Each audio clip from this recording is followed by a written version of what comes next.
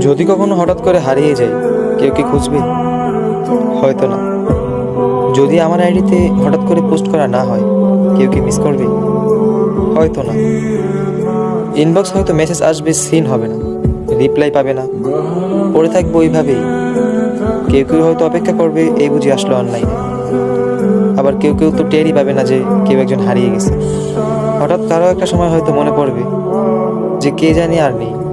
কষ্ট করে নামটা সার্চ করবে, আগের পুরোনো প্রোফাইলটা চেক করবে, আর ভাববে হুট করে কোথায় চলে গেল।